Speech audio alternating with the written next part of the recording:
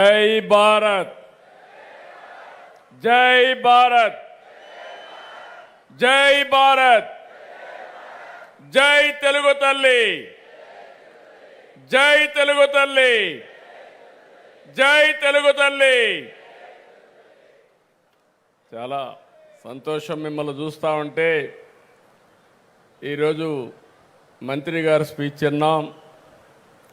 అనర్గళంగా దేశంలో ఏం జరిగింది, ఏం జరగబోతుందో చాలా స్పష్టంగా చెప్పారు.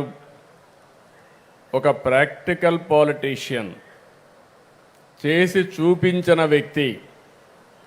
ఈరోజు కూడా మీరు ఇక్కడ చూస్తే ప్రతిరోజు ఆయన ఒక మాటల్లో చెప్పడం కాదు, చేసి చూపిస్తాడు. ప్రతిరోజు ఒక చెట్టు పెడతాడు. చాలామంది మనం గుర్తుపెట్టుకోవాలి. ఈరోజు ఇక్కడికి వచ్చినప్పుడు ఆయన చెట్టు పెట్టడమే కాకుండా మా ద్వారా కూడా చెట్లు పెట్టించి వాతావరణం కోసం ఏ విధంగా పనిచేస్తున్నాడో ఒక నిజమైన ప్రాక్టికల్ పాలిటీషియన్, స్ఫూర్తినిచ్చే వ్యక్తి union minister for agriculture and rural development Shivraj Singh Chouhan గారికి గట్టిగా చప్పట్లు కొట్టి అభినందించండి. Union minister of state for heavy industries and steel Bhupathiraju Srinivas Varma గారికి, గౌరవనీయులు union minister of state for communication and rural development Pemmasani Chandrasekhar గారు, బీజేపీ రాష్ట్ర అధ్యక్షులు, ఈ కార్యక్రమాన్ని చాలా సమర్థవంతంగా అందరినీ కలుపుకొని బ్రహ్మాండంగా నిర్వహించినటువంటి పివిఎన్ మాధవ్ గారికి,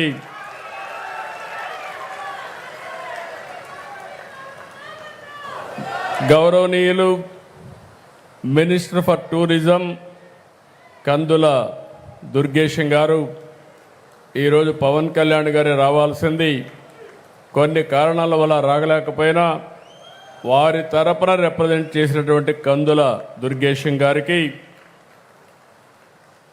ఈ కార్యక్రమాన్ని నేను ఒక మాట చెప్పంగానే బ్రహ్మాండంగా ఈ కార్యక్రమాన్ని ఏర్పాటు చేసినటువంటి municipal administration urban development authority minister అయినటువంటి నారాయణ గారు, గౌరవనీయులు స్థానిక శాసనసభ్యులు తెనాలి శ్రావణ్ కుమార్ గారు, ఇప్పుడే మీరు చూశారు చాలా సమర్థవంతంగా మాట్లాడమే కాకుండా ట్రాన్స్లేషన్ కూడా చాలా సమర్థవంతంగా చేసినటువంటి సత్యకుమార్ యాదవ్ గారు,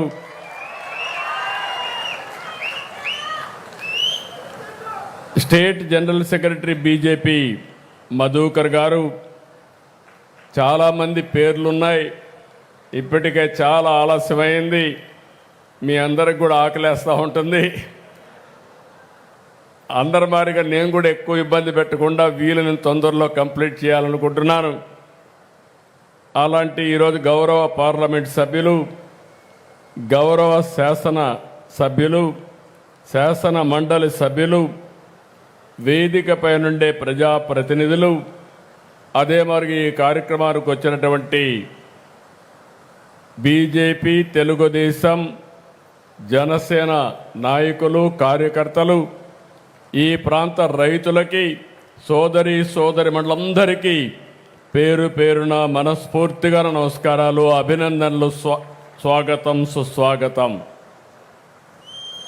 ఈరోజు ఒక చరిత్ర, ఒక యుగ పురుషుడు పుట్టిన రోజు, శత జయంతి ఉత్సవాలు జరుపుకుంటున్నాం. అది కూడా ఎక్కడ జరుపుకుంటున్నామంటే దేవతల రాజధాని అమరావతి అయితే ప్రజా రాజధాని ఈ అమరావతిలో జరుపుకుంటున్నాం. చాలా సంతోషపడుతున్నాను. నాకెప్పుడు ఒకే కోరిక, దేవతల రాజధాని ఏ విధంగా ఉందో మనం ఊహించుకుంటున్నాం.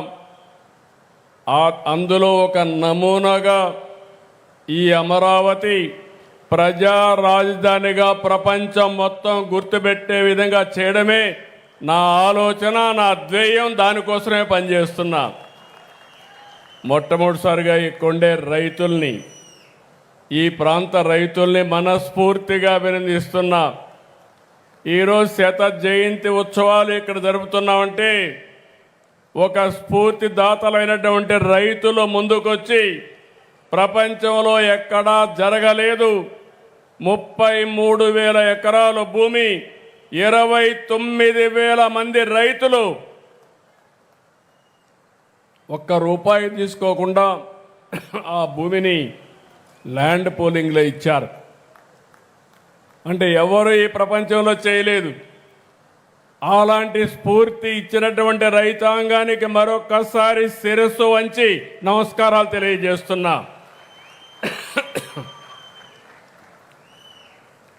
ఈరోజు మనందరం కూడా భారతదేశం గర్వించే నాయకులు, అరుదైన నేత, మాజీ ప్రధాని అటల్ బిహారీ వాజ్పేయి జయంతి గణనీయమైన నివాళులర్పించుకోవాల్సిన అవసరం ఉంది. అమరావతిలో కొత్తగా రాజధాని నిర్మాణం చేస్తామంటే ఇక్కడ ఎలాంటి నిర్మాణం చేయాలనుకున్నప్పుడు మాధవ్ గారు వచ్చి శత జయంతి ఉత్సవాలున్నాయి, ఇక్కడ వాజ్పేయి గారి విగ్రహం పెట్టాలని ఒక మాట అంటే నాకు పాత రోజులు జ్ఞాపకం వచ్చాయి. ఇమ్మీడియట్గా చెప్పాను, ఆ నాయకుడికి మనందరం కూడా గుర్తుపెట్టుకోవాల్సింది, చరిత్ర గుర్తుపెట్టుకునే విధంగా అమరావతిలో గణనీయమైన నివాళులు అర్పిస్తామని నేను వారికి చెప్పా. దాని ప్రకారమే ఈరోజు చూస్తే ఒక చరిత్రను క్రియేట్ చేసే విధంగా మనం ఇక్కడ పెట్టాం. ఈరోజు మీరు చూసినప్పుడు వాజ్పేయి శత జయంతి ఉత్సవాల సందర్భంగా బీజేపీ ఈ నెల 11వ తారీఖు నుంచి అటల్ మోడీ సుపరిపాలన యాత్రను ప్రారంభించారు. నేను చూశాను, వాచ్ చేస్తా వచ్చాను. నేను మొట్టమొదటిసారిగా మీరు చూస్తే 26 జిల్లా కేంద్రాల్లో వాజ్పేయి విగ్రహాలు పెట్టాలంటే నేను పూర్తిగా ఒకసారి టెలికాన్ఫరెన్స్ తీసుకుని ఎన్డీఏ అంటే ఈ 3 పార్టీలు కలిసి ఏ విధంగా పనిచేయాలనో పనిచేసే విధంగా ఈ కార్యక్రమానికి స్ఫూర్తిని మనం కోరాం. ఈరోజు అన్ని జిల్లాల్లో అందరూ కలిసి పనిచేశారు, ఒక చరిత్ర సృష్టించారు. ఈరోజు ఇక్కడ చూస్తే 14 అడుగుల వాజ్పేయి విగ్రహాన్ని ఇక్కడ మనం పెట్టుకున్నాం. అయితే మనందరం గుర్తుపెట్టుకోవాల్సింది, వాజ్పేయి విగ్రహం పెట్టుకోవడమే కాకుండా విగ్రహంతో పాటు ఆయన చరిత్రని, ఆయన చేసిన పనుల్ని శాశ్వతంగా ప్రజలకు గుర్తుండే విధంగా ఈ స్మృతి వనం ఏర్పాటు చేస్తామని మరొక్కసారి మీ అందరికీ విజ్ఞప్తి చేస్తున్నా. దేశానికి సుపరిపాలన పరిచయం చేసిన నాయకుడు వాజ్పేయి గారు.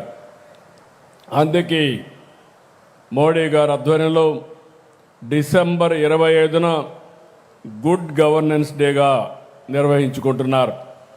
నేను చాలామంది నాయకులను చూశాను, కానీ ఆ రోజు వాజ్పేయి గారు, తర్వాత ఈరోజు మోడీ గారు విశిక్షణమైనటువంటి లక్షణాలు ఉండే నాయకత్వం, చరిత్ర తిరగరాసే నాయకత్వం. అదే సందర్భంలో నాకు ఎప్పుడూ స్ఫూర్తినిచ్చే నేత ఎన్టీ రామారావు గారు కూడా. ఆ విషయం మనం గుర్తుపెట్టుకోవాల్సిన అవసరం ఉంది. ఈరోజు మనందరం ఒక్కసారి చరిత్ర ఆలోచిస్తే నాయకులు ఏ విధంగా చరిత్ర తిరగరాస్తారో ఒకసారి నెమరు వేసుకుని మళ్ళీ మనం ముందు పోగలిగితే తిరుగుండదు. మొట్టమొదటిసారిగా ఈ దేశంలో వాజ్పేయి గారి నాయకత్వం. ఆ తర్వాత మీరు ఆలోచిస్తే యాంటీ కాంగ్రెస్ సెంటిమెంట్కు బీజం వేసిన వ్యక్తి నందమూరి తారక రామారావు గారు అని చెప్పి కూడా నేను మీకు తెలియజేస్తున్నా. ఎప్పుడు కూడా ఎన్టీ రామారావు గారు, వాజ్పేయి గారు చాలా చనువుగా ఉండేవాళ్ళు. ఎన్టీ రామారావు గారిని 84లో ఆ రోజు కావాలని కేంద్రం ఇందిరాగాంధీ గారు ప్రభుత్వాన్ని రద్దు చేస్తే ముందుండి నడిపించిన వ్యక్తులు అద్వానీ గారు, వాజ్పేయి గారు అని చెప్పి కూడా మీకు గుర్తు చేస్తున్నా.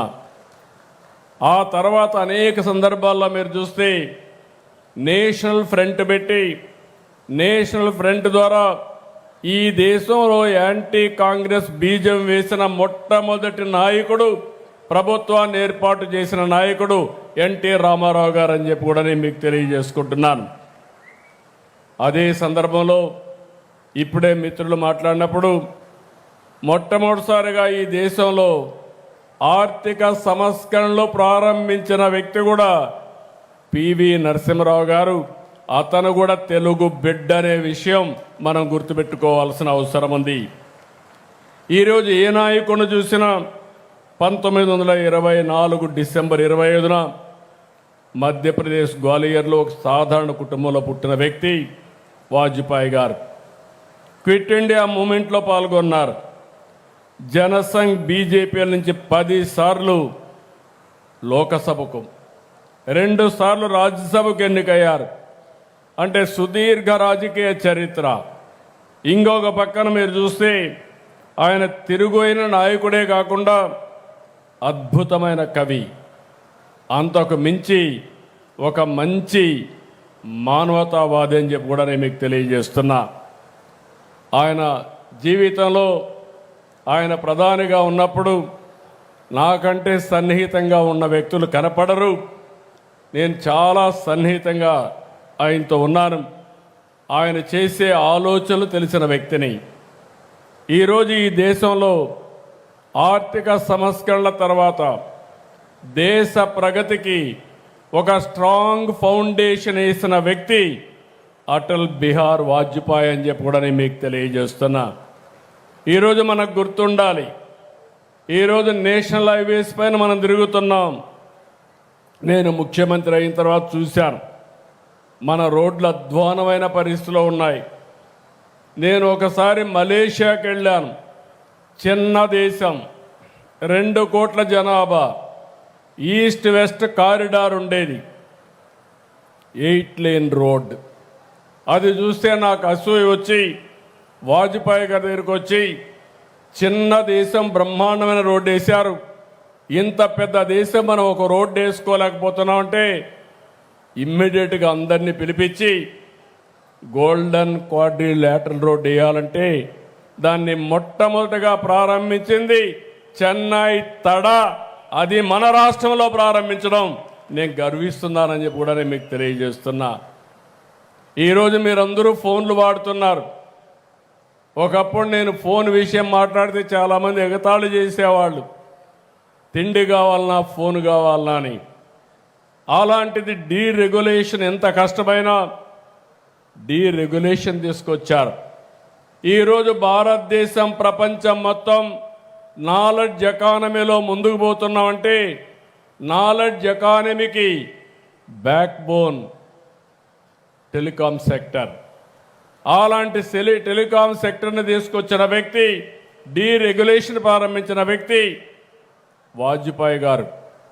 ఇంకో పక్క మీరు చూస్తే ఆ రోజు వాజ్పేయి గారు టెలికాం డీరెగ్యులేషన్ ప్రారంభిస్తే ఈరోజు నరేంద్ర మోడీ గారు బిఎస్ఎన్ఎల్ ద్వారా 4G ఇన్నోవేట్ చేశారంటే అది నాయకుల యొక్క గొప్పతనం అని చెప్పి మరొకసారి మీ అందరికీ విజ్ఞప్తి చేస్తున్నా.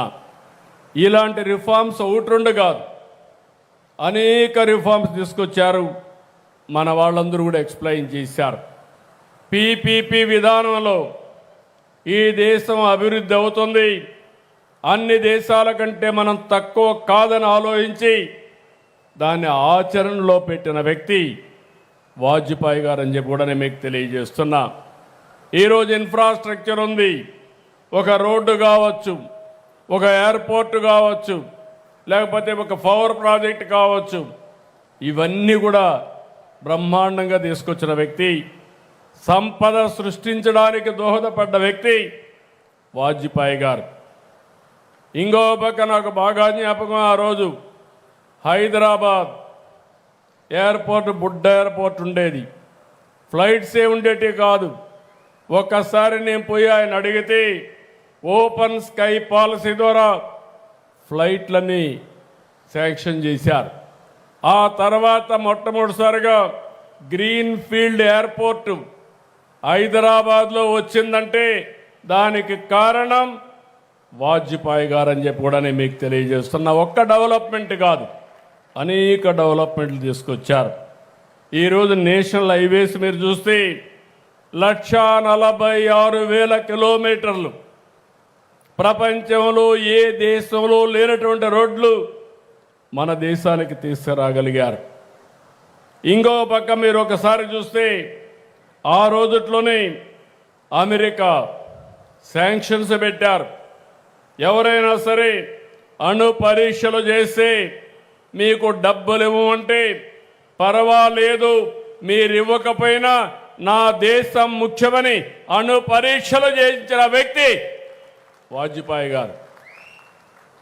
అలాంటి ఉద్యమాలు చూసినప్పుడు నేను ఆ రోజు ఆయన పక్కన ఉన్నప్పుడు ఓసారి ఆనందం కలుగుతుంది. ఎందుకంటే 99లో 36 మంది ఆంధ్రప్రదేశ్ నుంచి ఎంపీలు అయ్యారు. 29 మంది తెలుగుదేశం, 7 మంది బీజేపీ, 2 కలిపి 36 మంది ఎంపీలు వాజ్పేయి గారికి సాలిడ్గా సపోర్ట్ చేసి ఏ రిఫార్మ్ తీసుకొచ్చినా అండగా నిలబడ్డాం. అణు పరీక్షలు చేసినా కూడా మనం ఎక్కడా భయపడకుండా అవసరమైతే ఇబ్బందులుంటే తాత్కాలికంగా ఉంటాయి, దేశం ముఖ్యమని చెప్పి ముందుకు పోయాం. కార్గిల్ యుద్ధం కూడా నాకు జ్ఞాపకం ఉంది. కార్గిల్ యుద్ధంలో మీరు ఒక్కసారి ఆలోచిస్తే ఆ రోజు కార్గిల్ యుద్ధం, ఈరోజు సింధూర్, 2 చరిత్రలో మిగిలిపోతాయి. ఎవరైనా మన దేశం పైకొస్తే తగిన గుణపాఠం చెప్పే శక్తి భారతదేశానికి ఉందని నిరూపించిన 2 నాయకులు, ఒకటి వాజ్పేయి గారు, 2 నరేంద్ర మోడీ గారు. మంచికి మంచి ఎప్పుడన్నా కానీ మీరు మాట తప్పితే ఏం చేయాలో చేసి చూపించిన నాయకులు. నాకు ఇప్పుడు కూడా జ్ఞాపకం ఉంది. ఏదైతే అణు విద్యుత్ వచ్చినప్పుడు దానికి కారకులైన వ్యక్తి అబ్దుల్ కలాం గారు. ఆ నాయకుడిని నేను ఒకసారి చూస్తే సెక్రటరీ డిఆర్డిఓగా, చీఫ్ సైంటిఫిక్ అడ్వైజర్గా ఆనాటి ప్రధానమంత్రి వాజ్పేయి గారి దగ్గర ఉండే పోఖ్రాన్ 2ని సూపర్వైజ్ చేయడమే కాకుండా రూపకల్పన చేసి ఆపరేట్ చేసిన వ్యక్తి అబ్దుల్ కలాం గారు. అలాంటి అబ్దుల్ కలాంని రాష్ట్రపతిగా వాజ్పేయి గారు ఎంపిక చేశారంటే, అందులో నేను కూడా భాగస్వామిగా ఉన్నానంటే అది నా అదృష్టంగా నేను భావిస్తున్నానని చెప్పి కూడా నేను మీకు తెలియజేస్తున్నా. 2 భారత రత్నాలు, ఒకటి అబ్దుల్ కలాం, రెండోది వాజ్పేయి గారు. ఇలాంటి నాయకత్వం ఆ రోజు వేశారు కాబట్టి వారు ఈరోజు మనకందరికి కూడా ఒక స్ఫూర్తిదాయకంగా మిగిలిపోయే పరిస్థితి వచ్చింది. ఈరోజు ఇంకొక పక్కన మీరు ఒకసారి చూసినప్పుడు ఏదైతే ఈ సందర్భంగా రాష్ట్రంలో ఉండే ప్రజలకు కానీ దేశంలో ఉండే ప్రజలందరికీ ఒకటే విజ్ఞప్తి చేస్తున్నాను. కొంతమంది నాయకులు స్ఫూర్తినిస్తారు, శాశ్వతంగా స్ఫూర్తినిస్తారు. కొంతమంది నాయకులు దేశం కోసం బ్రతుకుతారు, దేశం కోసమే ఆలోచిస్తారు. కొంతమంది నాయకులు స్వార్థం కోసం ఆలోచిస్తూ ఉంటారు, స్వార్థం కోసమే బ్రతుకుతూ ఉంటారు. ఈరోజు మీరు చూస్తే 100 సంవత్సరాల సందర్భంగా దేశమంతా కూడా అభినందిస్తున్నాయి. దేశం మెచ్చే నాయకత్వాన్ని ఇచ్చిన వ్యక్తిని గౌరవించుకుంటున్నాం, నివాళులర్పిస్తున్నాం. నాకు ఏమాత్రం అనుమానం లేదు, భారతదేశం ఉన్నంత వరకు భారతీయుల గుండెల్లో చిరస్థాయిగా ఉండబోయే వ్యక్తి, ఉన్న వ్యక్తి వాజ్పేయి గారు అని చెప్పి మరొకసారి తెలియజేస్తున్నా. అందుకని ఇక్కడ ఆయన స్మృతివనం పెట్టుకున్నాం. ఆయన చూపించిన మార్గం సుపరిపాలన. సుపరిపాలనలో తీసుకొచ్చిన ప్రభుత్వ విధానాలు దేశం యొక్క దశ దిశ ఏ విధంగా మారుస్తాయో మనం ఎప్పటికప్పుడు ఆలోచించుకొని పునరంకితం అవుతున్నాం. అదే సమయంలో ఈ ప్రాంతంలో ఎన్టీ రామారావు గారు కూడా ఎప్పుడూ గుర్తుంటారు. రేపు రాబోయే రోజుల్లో ఎన్టీఆర్ గుర్తుండే విధంగా, వాజ్పేయి గారు గుర్తుండే విధంగా ఈ ప్రాంతాన్ని తయారు చేసే బాధ్యత ఎన్డీఏ ప్రభుత్వం తీసుకుంటాం. ఈరోజు ఇంకొక విషయం కూడా మనం గుర్తుపెట్టుకోవాల్సిన అవసరం ఉంది. ఈరోజు వాజ్పేయి గారు వేసిన ఫౌండేషన్ చాలా స్ట్రాంగ్ ఫౌండేషన్ వేశారు. ఆ తర్వాత వచ్చిన నరేంద్ర మోడీ గారిని చూస్తే 11వ స్థానంలో ఉన్న ఆర్థిక వ్యవస్థ 4వ స్థానానికి వచ్చాం. ఒక సంవత్సరంలో 3వ స్థానానికి వస్తాం. వికసిత్ భారత్ 2047 నాకు ఏమాత్రం అనుమానం లేదు. చరిత్ర చూసిన వ్యక్తిని, చరిత్రలో భాగమైన వ్యక్తిని మళ్ళీ మీ అందరికీ చెప్తున్నా, 2047కి భారతదేశం ప్రపంచంలో నెంబర్ 1 దేశంగా తయారవుతుంది. ఆ సత్తా, ఆ శక్తి నరేంద్ర మోడీకి ఉందని చెప్పి కూడా మరొకసారి మీ అందరికీ విజ్ఞప్తి చేస్తున్నా.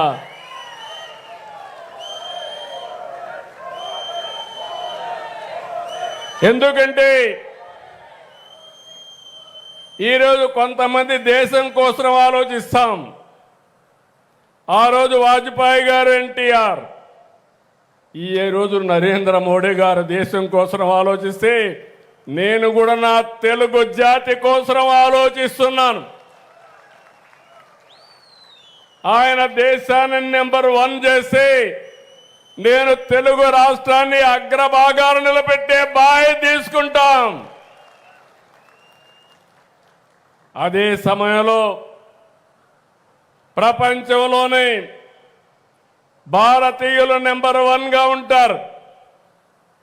అదే సమయంలో భారతీయుల్లోనే తెలుగు జాతి నెంబర్ 1గా చేసే బాధ్యత తీసుకుంటాం. అలాంటి స్ఫూర్తితో మనం ముందుకు పోవాల్సిన అవసరం ఉంది. ఈరోజు నాకు కూడా గౌరవనీయులైనటువంటి కేంద్ర మంత్రి శివరాజ్ సింగ్ చౌహాన్ గారు, ఒక ముఖ్యమంత్రిగా ఆయన పనిచేసినప్పుడు నేను వాచ్ చేశాను. ప్రజల కోసం బ్రతికాడు, ప్రజల కోసం ఆలోచిస్తున్నాడు. భవిష్యత్తులో కూడా నాకు ఏమాత్రం అనుమానం లేదు, అగ్రికల్చర్ డిపార్ట్మెంట్లో ఆయన ఎక్కడున్నా ఆ వ్యవస్థకు వన్నీ తీసుకొస్తున్నారు. చీఫ్ మినిస్టర్గా నేను చూస్తే ఏ ఎన్నికల్లో కూడా ఓడిపోలేదు. అదే మరిగా ఈరోజు ఆయన చూశాను, దగ్గర నుంచి నేను చూశాను. ఎప్పుడు ప్రజల మనిషిగా ప్రజల హృదయాల్లో ఉండాలని నిరంతరం పనిచేసే వ్యక్తి శివరాజ్ సింగ్ చౌహాన్ అని చెప్పి నేను మీకు తెలియజేస్తున్నా. కొంతమంది ఒక పర్పస్ కోసం బ్రతుకుతారు. ఒక పర్పస్ కోసం బ్రతికే వ్యక్తుల్లో అటు మోడీ గారు ఉంటే ఇటు శివరాజ్ చౌహాన్ గారు కూడా ఉంటారని చెప్పి నేను మీ అందరికీ విజ్ఞప్తి చేస్తున్నా. ఇలాంటి అరుదైన నాయకులతో పనిచేయడం నాకు చాలా ఆనందంగా ఉంది. ఇలాంటి చూసినప్పుడు మళ్ళీ ఒకేసారి విజ్ఞప్తి చేస్తున్నా, ఇక్కడుండే రైతాంగాన్ని అన్ని విధాలు ఆదుకుంటాం. ముమ్మరంగా పనులు అవుతున్నాయి. మొన్నటి వరకు స్లోగా ఉన్న పనులు స్పీడ్ కూడా పెంచాం, ఇంకా కూడా గేర్ పెంచుతాం. ఒకప్పుడు హైటెక్ సిటీ ఆ బిల్డింగ్ ప్రారంభోత్సవం చేసిన వ్యక్తి వాజ్పేయి గారు. ఇప్పుడు అమరావతి, అప్పుడు సైబరాబాద్ని మీరు చూస్తే ఆ రోజు హైటెక్ సిటీతో ప్రారంభమైంది. ఇప్పుడు అమరావతిని మీరు చూస్తే క్వాంటమ్ వ్యాలీతో ప్రారంభిస్తూ ఉంది. అప్పుడు ఐటీ స్పీడు, ఇప్పుడు క్వాంటమ్ స్పీడు కాబట్టి మీరే ఊహించుకోవచ్చు రేపు డే బై డే ఏ విధంగా మార్పులు వస్తాయో అవి చేసుకుంటూ ముందుకు పోతామని తెలియజేసుకుంటూ ఇంకొక పక్క నేను కేంద్రాన్ని మనస్ఫూర్తిగా అభినందిస్తున్నా. అమరావతి, పోలవరం, విశాఖ స్టీలు, హైవేలు, పరిశ్రమలు ప్రతి విషయంలో కూడా నరేంద్ర మోడీ గారు పూర్తిగా సహకరిస్తున్నారు. కేంద్ర ప్రభుత్వం పూర్తిగా సహకరిస్తూ ఉంది. మొన్నటి వరకు రాష్ట్రాన్ని మీరు చూస్తే వెంటిలేటర్ పైన ఉంది. ఇప్పుడు రాష్ట్రాన్ని మీరు చూస్తే తిరిగి కోలుకొని నిలదొక్కుని ముందుకు పోయే పరిస్థితికి వచ్చాం.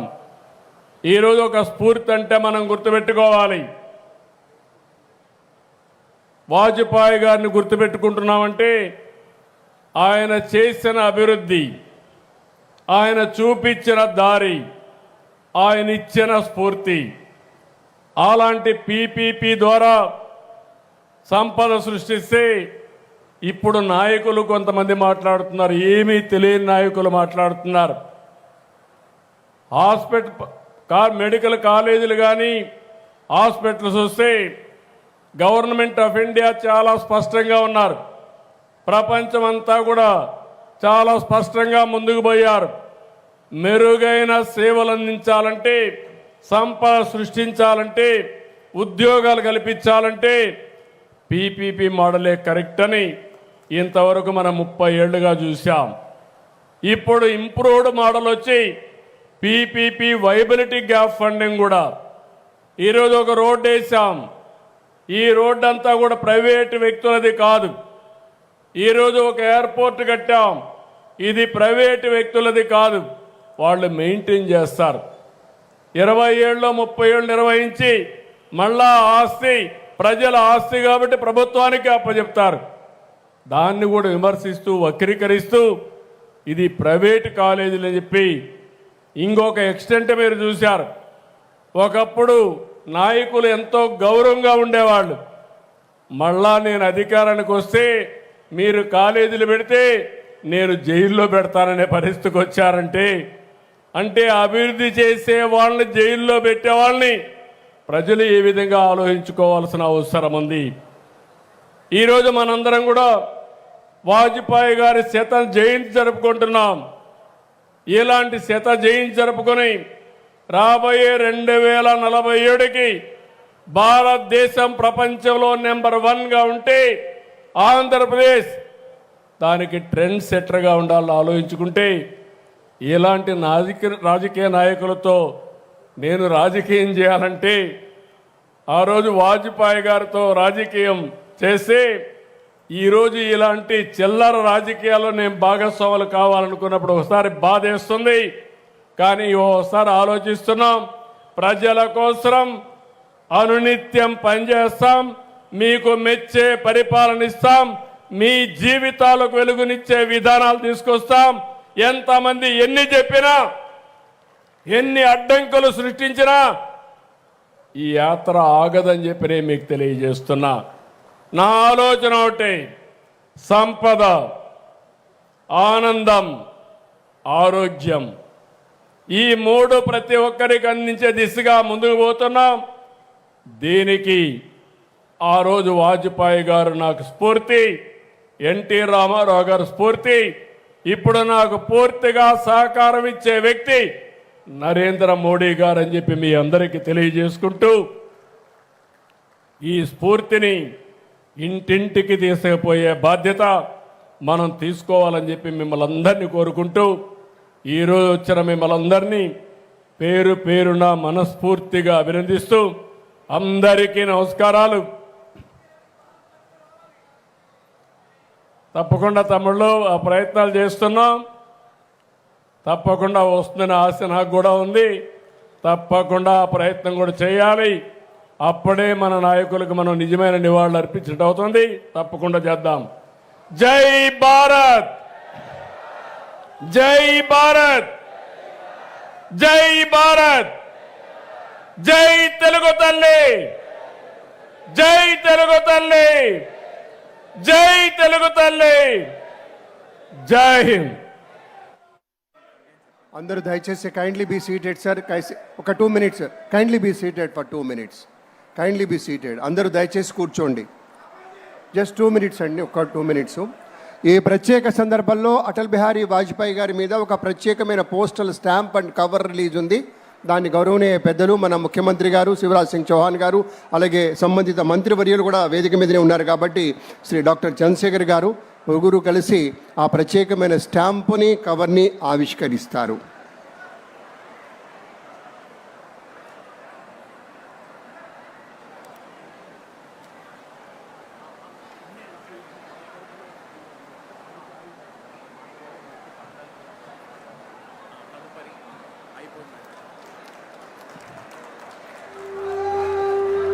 థ్యాంక్ యూ, ధన్యవాదాలు అందరికీ.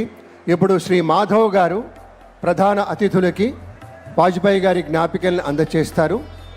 మన శివరాజ్ సింగ్ చౌహాన్ దయచేసి ఒక్క 2 minutes. నేషనల్ యాంథమ్ కూడా ఉందండి, దయచేసి kindly be seated. National anthem ఉంది, అందరూ వేచి ఉండండి. వాజ్పేయి గారి ప్రతిమను ఒక జ్ఞాపికగా ఇవాల్టి ముఖ్య అతిథుల వారికి బహుకరిస్తూ ఉన్నారు గౌరవనీయ బీజేపీ రాష్ట్ర అధ్యక్షులు శ్రీ మాధవ్ గారు. ఇది రాష్ట్ర బీజేపీ శాఖ పక్షాన శాలువుతో సన్మానించి వాజ్పేయి గారి జ్ఞాపికను ఏదైతే అక్కడ విగ్రహావిష్కరణ జరిగిందో అదే ప్రతిమను జ్ఞాపికగా మలిచి అందజేస్తూ ఉన్నారు గౌరవనీయ శివరాజ్ సింగ్ చౌహాన్ గారికి.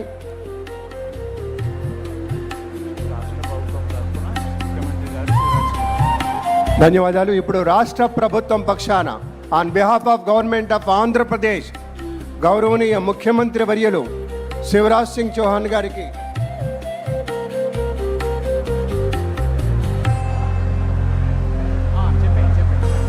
సార్ గవర్నమెంట్ ఆఫ్ ఆంధ్రప్రదేశ్ పక్షాన శ్రీ నారా చంద్రబాబు నాయుడు గారు శివరాజ్ సింగ్ చౌహాన్ గారిని సత్కరిస్తూ ఉన్నారు. విజయవాడ కనకదుర్గమ్మ తల్లి ఉజ్జయిని మహంకాళిని సత్కరిస్తున్నట్టుగా ఉంది.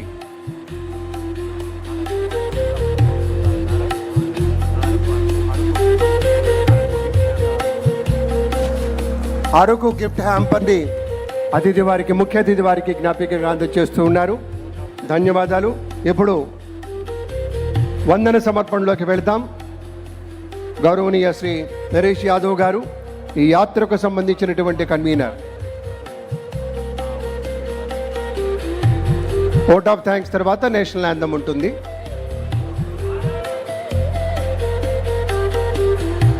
ఒక ప్రత్యేకమైనటువంటి గజమాల శివరాజ్ సింగ్ చౌహాన్ గారికి ఈ ప్రత్యేక సందర్భంలో రాష్ట్ర బీజేపీ శాఖ మన ముఖ్యమంత్రి శ్రీ చంద్రబాబు నాయుడు గారికి అలాగే శివరాజ్ సింగ్ చౌహాన్ గారికి ఆ ఆకులు చూసారా, ఆరోగ్యప్రదాయమైనటువంటి కరివేపాకులు. మనం కరివేపాకు ఏందిలేని తీసేస్తాం కాదు, అది పదిలపరుచుకోవాల్సింది. ఇలా అందంగా మలిచారు. Thank you. శ్రీ నరేష్ యాదవ్ గారు ఇటీవల జరిగిన ఈ సుపరిపాలన యాత్రకు సంబంధించినటువంటి దానికి కన్వీనర్గా ఉన్నటువంటి పెద్దలు వారి ఓట్ ఆఫ్ థ్యాంక్స్ తర్వాత national anthem. Bharat Mata key. అటల్జీ అంటే ఆంధ్రప్రదేశ్, ఆంధ్రప్రదేశ్ అంటే అభివృద్ధి అని చెప్పి చంద్రబాబు నాయుడు గారు గౌరవ ముఖ్యమంత్రి వర్యులు గారు మనకు చాలా వారు, అలాగే కేంద్ర మంత్రివర్యులు శివరాజ్ సింగ్ చౌహాన్ గారు ఇద్దరు కూడా రాజకీయ ద్రష్టలు. వారి చేతుల మీదుగా మాధవ్ గారు తలపెట్టినటువంటి అటల్ బిహారీ వాజ్పేయి గారి విగ్రహావిష్కరణ కార్యక్రమానికి ఇంత పెద్ద ఎత్తున రావడం, దానికి సంబంధించిన ఆలోచనని చంద్రబాబు నాయుడు గారి ముందు పెట్టినప్పుడు అన్న ఎన్టీఆర్ ఏ విధంగా అయితే స్ఫూర్తిదాతో అటల్జీ కూడా అంతే స్ఫూర్తిదాత మనకని వారి శ్రేణులకు అంతా ఇచ్చినటువంటి సూచన, తర్వాత పవన్ కళ్యాణ్ గారు వారి శ్రేణులు అందించినటువంటి సహకారం మరువలేనిది. ఈ యొక్క కార్యక్రమంలో పాల్గొన్నటువంటి కేంద్ర మంత్రివర్యులు పెమ్మసాని చంద్రశేఖర్ గారికి, భూపతిరాజు శ్రీనివాస్ వర్మ గారికి, ఎమ్మెల్యేలకు అందరికి కూడా, ఎమ్మెల్సీలు ఎంపీలు అందరికి కూడా ధన్యవాదాలు తెలియజేసుకుంటూ భారత్ మాతా కీ జోహార్ అటల్ బిహారీ వాజ్పేయి, జోహార్ Atal Bihari Vajpayee. Thank you. Now the national anthem. అందరూ దయచేసి లేచి నిలబడండి. National anthem. जनगण मन अधिनायक जय हे भारत भाग्य विधाता पंजाब सिंध गुजरात मराठा द्राविड उत्कल गंगा विंध्य हिमाचल यमुना गंगा उच्चल जलधि तरंगा तव शुभ नामे जागे तव शुभ आशीष मांगे गाहे तव जय गाथा जनगण मंगलदायक जय हे भारत भाग्य विधाता जय हे जय हे जय हे जय जय जय जय हे माता की అందరికీ పేరు పేరున ధన్యవాదాలు. ఒక మాట అండి, మీ అందరికీ కూడాను లంచ్ ప్యాకెట్స్ మీ వెహికల్స్ దగ్గరే అందజేయడం జరుగుతుంది.